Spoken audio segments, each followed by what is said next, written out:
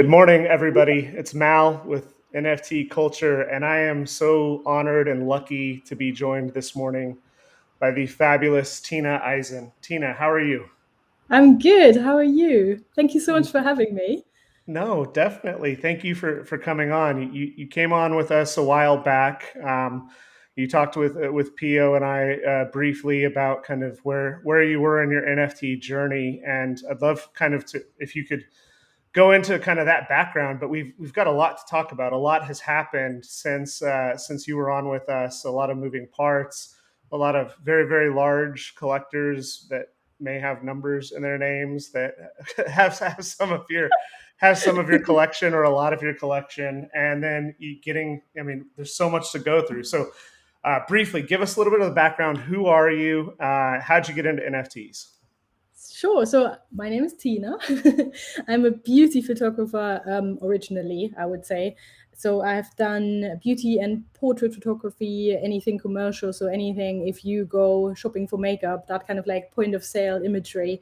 I've done that for about 13 years now. And then, yeah, so I have always realized that I'm drawn to faces more than anything. And even more so to details, just as like lips or eyes or something really close up. Um, so I fell into NFTs in February, like most of us, when that big rush happened. And I had a few self-portrait lips in my back pocket. And I thought, hey, maybe try and mint a couple of these, see how it goes. And to my shock and surprise, they actually sold pretty quick. And there was a bit of hype around those lips, so I that became my thing. It was just there was people asking for accessories for me to use, for things to do with my lips, and yeah, so that became my thing. It's awesome, and you talked a little bit about kind of and I told this story when you and I were on Spaces, and it's kind of embarrassing, but I'll tell it anyway. Like we've had quite a bit of conversation over the last 6 months, which feels like 5 years. Yeah. But like when you told us that you were good, and I forgot if it was Mac or Sephora, but like because we talked, like every time I'd go on date night with my wife, and we'd be in a community where they'd have stores, and we'd go walking around or shopping. I'd always be peeking in there, and my wife's like, "Why are you looking?" And I'm like, "Well, I'm looking to see if I can find the lips or anything." So it's funny just to see like how, when you talk about kind of, it's not just a hobby. Like your profession was and probably still is partially a lot of this fashion. We talked to Siobhan Wong about this too. It's like for her it was really interesting because when she got into NFTs and now she's doing 3D, but for her personally, like the excitement of some of the photography kind of diminished. Is your excitement still definitely in the beauty photography, but you're making waves? Like you were also almost made it into Christie's. It's like Christie's or Sotheby's. It's like the 24th. I think you barely missed it. So like you're this kind of under the radar, like possibly heading to blue chip mentality. So how does that affect your thinking, and how do you not let it affect your ego when like the day to day job kind of gets in the way? Well, in terms of my passion for photography, it hasn't really changed. But what NFTs have enabled for me is that I could only focus on what I love. So, in the past, before NFTs, I would do the beauty campaigns that we talked about. They don't happen that often. They happen like once a month, just very rarely because these projects are so big and need planning. So my day-to-day job, I would call it, the one that like paid the bills, was shooting commercial fashion, which I don't want to say I hate it, but I'm not passionate about it. It's a completely different thing. You click a button, people tell you what poses can be done, that sort of thing. There's no thinking involved. So it wasn't really anything that I was particularly passionate about. So now that NFTs have become a thing, that has enabled me to completely shut the commercial fashion side down, which was not that exciting anyway. So that's really good. So what I'm doing now is I concentrate on NFTs and also on beauty campaigns only. So it enabled me to get to a stage where I could only do what I love Right. and nothing that was not good for the soul but paid the bills. And most of us have these kind of jobs that we don't really talk about, but hey, it's a bit of money. So at least I could sort of get rid of that and do only only beauty now and only stuff that makes me happy. That's awesome. And like that's one of the things that's truly exciting and inspiring about the art side of NFTs is your story is synonymous with so many others that have been able they loved the idea, they loved the craft, but then eventually if you're eating steak every single day, eventually you're going to get tired of eating steak. And so many people kind of get in a rut where if they're working for the man or whomever nonstop, eventually it gets old. And so it's really exciting that you get to kind of pick and choose. And NFTs are doing that for so many people, and it's refreshing. And in terms of ego, I've never had one, so I don't think it would happen now. That's I know, awesome. yeah. I love that question, but like, I've always been a person. I'm like, I let work do the talking. I'm not one of those Right. that's like, oh my god, look at me. Like I've been collected by him, and him, and her, and her.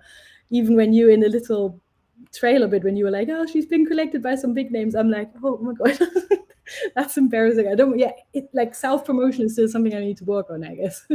Yeah, no pressure, right? And what's really interesting, I mean, is that the art is fantastic, and just the quality of what you do, and you do a lot of different stuff, and it's just even with kind of your maker's place is a little bit different than your foundation, and we'll be linking to all of these on the YouTube. If you're watching on Twitter, make sure to follow Tina Eisen on Twitter, and all of her links are in her bio. But it's just really awesome to see the thematic stuff. But then you're also starting to head kind of in slightly different directions where you are mixing it up a bit to say, okay, it's not just the lips. And obviously the lips are exciting right now. And right now you actually have 4 pieces for sale on Foundation currently that people can go and start the reserve bidding on.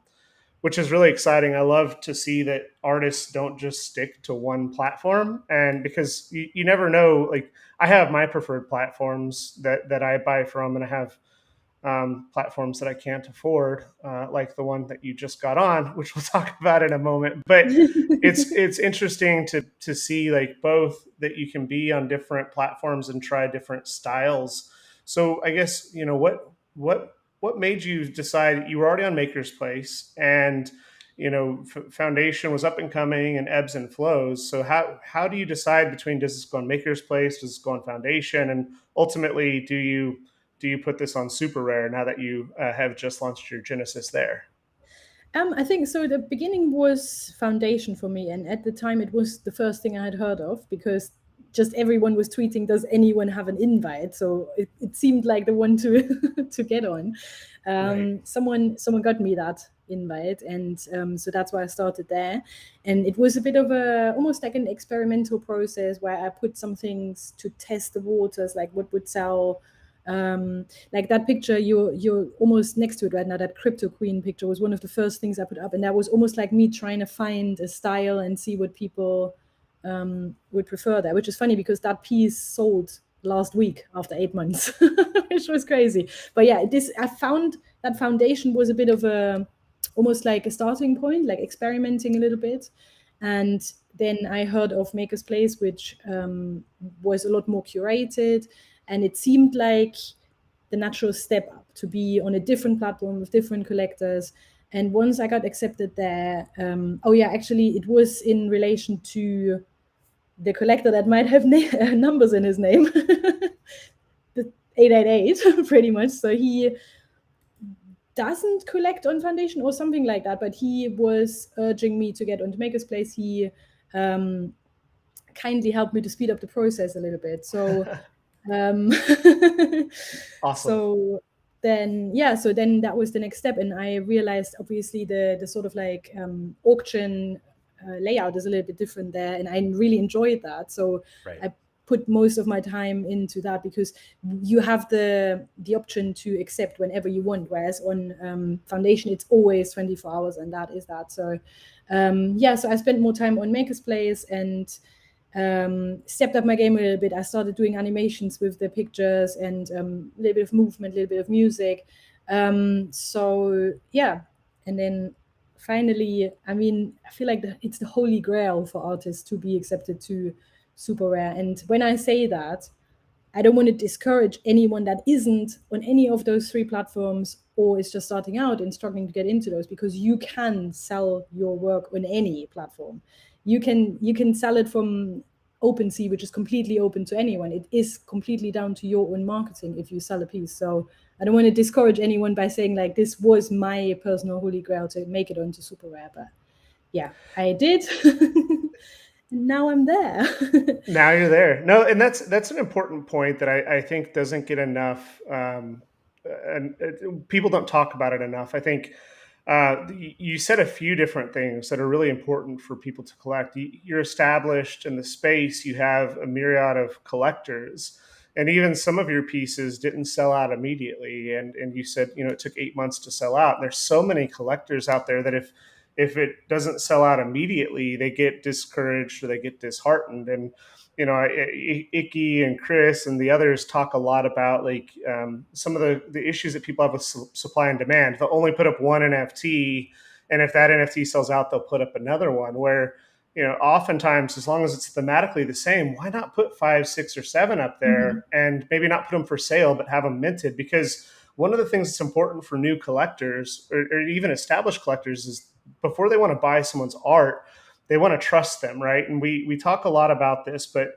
NFTs were great because they removed the gallery, and the gallery took 50%. But then immediately, with all the stuff that happens in the NFT space, fraud, imitation, etc., everyone wants curation again. And so it's this dichotomy where you have to earn the trust still. And unfortunately, a lot of artists believe that if they mint an NFT, it deserves to be purchased. And minting the NFT is just the first step. It's like, how do you build trust? How do you build your community? And so I think that is very important for people to consider. And things like super rare are kind of a proxy for a lot of that hard work that has gone into that to kind of be there. But not everyone can get into super rare immediately, but that doesn't diminish from Maker's Place, or I own pieces from Maker's Place. I own pieces from Foundation. I own a lot of pieces from OpenSea. I own a lot of pieces from Nifty Gateway, which isn't popular with some people, but I love Nifty Gateway. They fixed a bunch of stuff. But I really love your point there about you know, just it's not if you're not super rare, your NFT is not worth it. Definitely. And I love the point that you just made in terms of people think they mint and it would get picked up. People have to, in everything we do, like even regardless of NFTs, we have to remember that there is a collector for us out there. That's number one. And to have that match, that someone resonated exactly with your style, that won't be a job of 5 minutes. That can actually take months, and understandably so.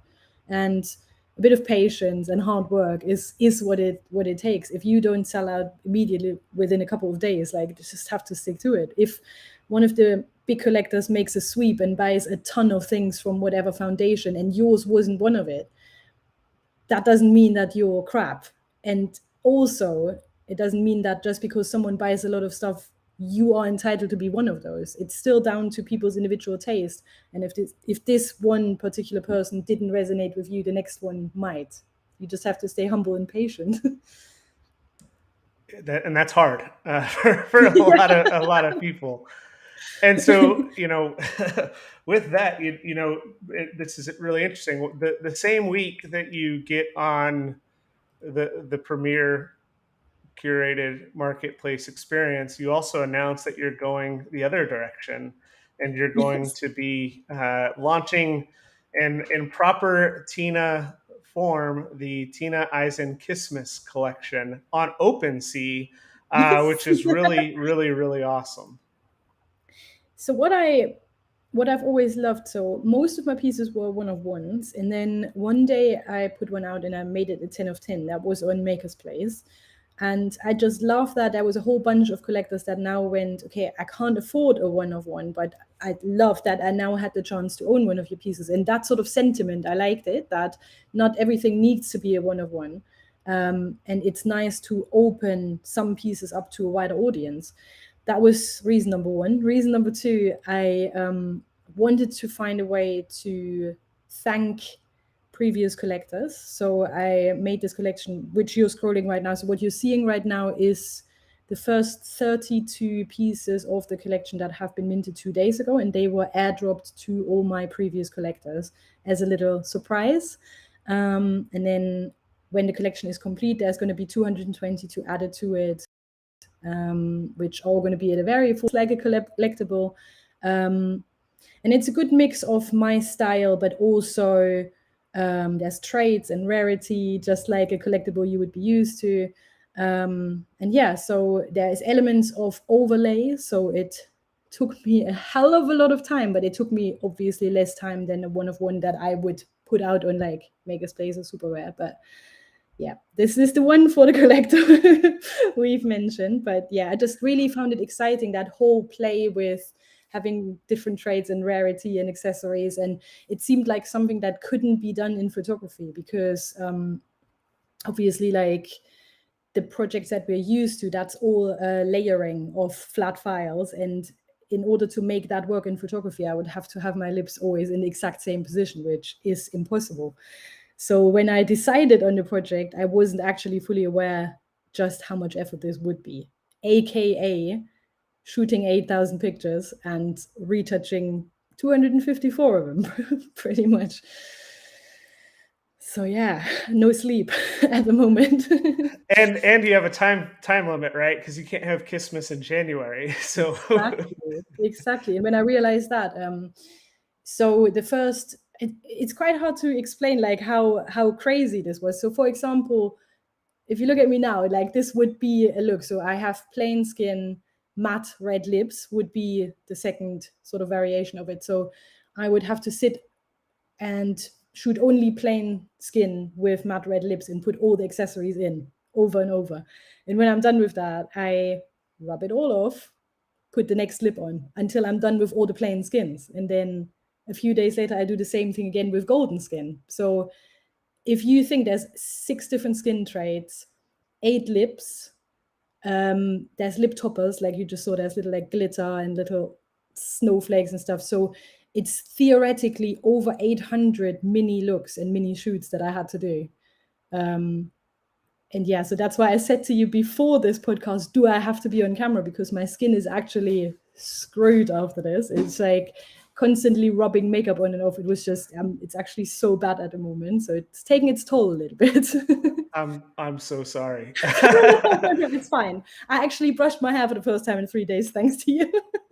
Well, you were telling us the story about like the postman would be coming every day, and every day it would be like a different experience. The first day he rang the doorbell, and I had these like little ribbons like stuck all over my face, and he was looking down at first and looked up and just went like, what? And I couldn't bother to explain it to him. So yeah, this kind of thing. So I opened the door like that, and I couldn't be bothered to explain what an NFT is or what I'm doing. So I just went, oh, sorry, I'm shooting Christmas cards. But then he would come like every day with some crap to give me, and every morning he would be like, nah, it's never easy in your house, is it? it's just such bad timing, but yeah, fun. That's awesome. So in addition to just like making the lips more accessible, you also have some utility that's going to be coming with this. So can you explain a little bit of what you're thinking from this perspective? Yeah, so what we are planning, so it's obviously not just me, I've got a little team behind this that was helping a lot with a lot of the things, especially technically.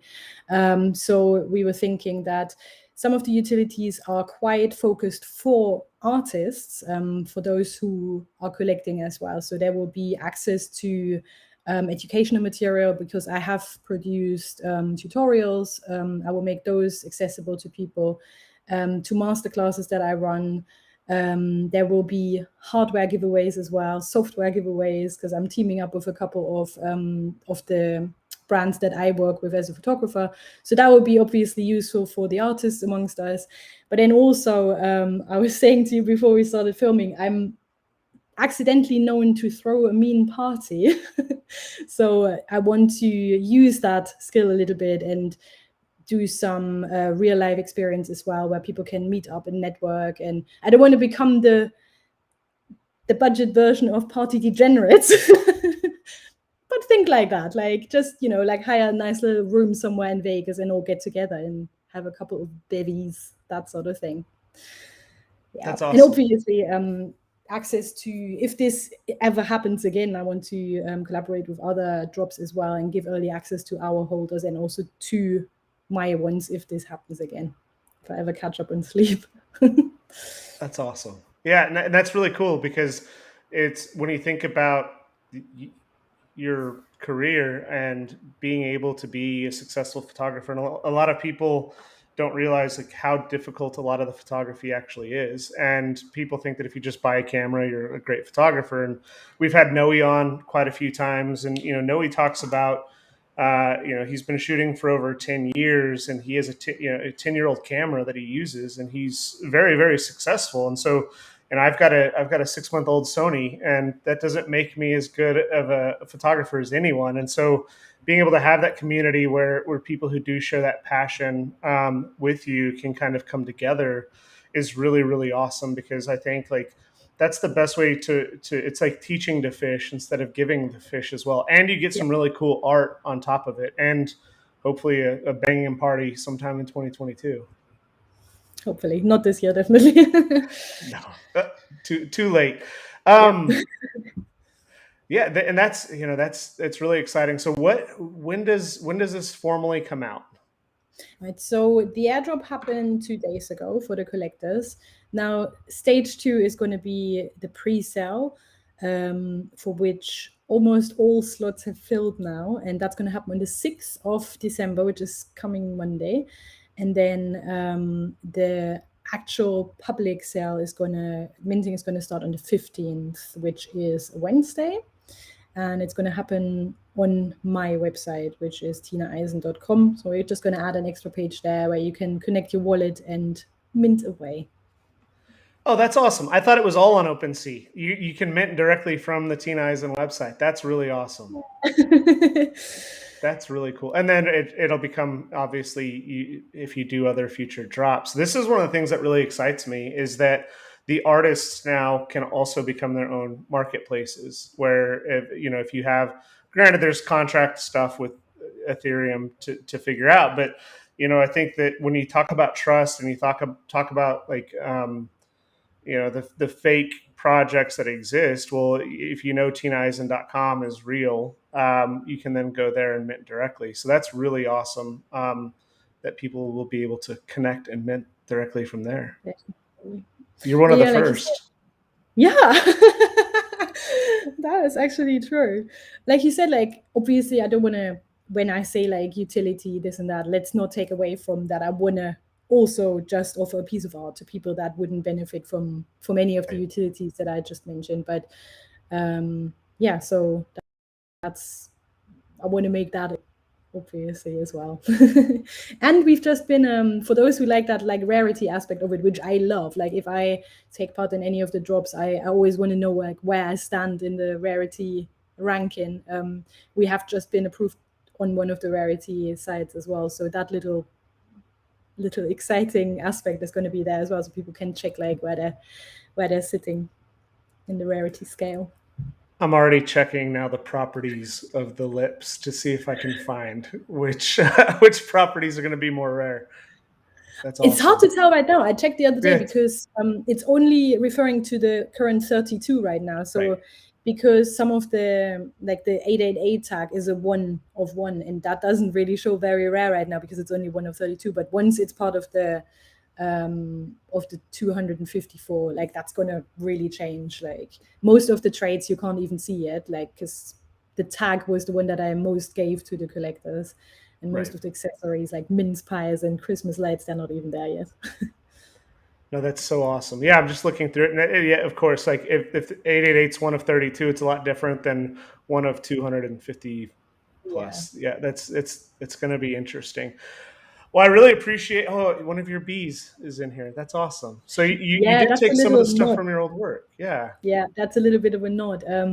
So little backstory of that: the guy that reached out to me to even make a collectible like this possible is one of my previous collectors, and he has enabled a few of the big drops now. So he contacted me and he was like, "Hey, I think we can make this work. Are you interested?" And there was a funny story with this collector. So basically, I don't know if you would remember this, but some people in the industry that have been here for a few months would. The collector Mando, great Mando, was running a competition, and that's how I actually met Chris that you mentioned earlier. And so it was Chris and I and two other artists in the final of this, and it was about public votes. It was like a poll thing on Twitter, and we all went nuts and got people together.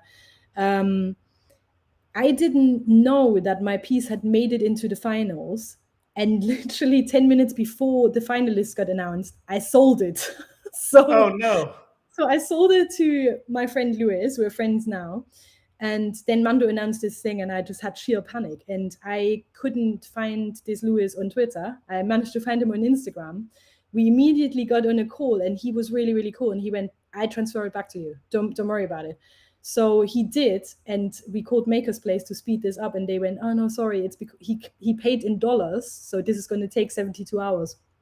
And we had sheer panic, but luckily Mando was cool with it, and he said, "Cool, if this piece is back in your position by the end of this competition, then I'm all good." But because of this whole panic, and it was a bee picture that we're talking about, I kind of added this trade as a nod to our friendship.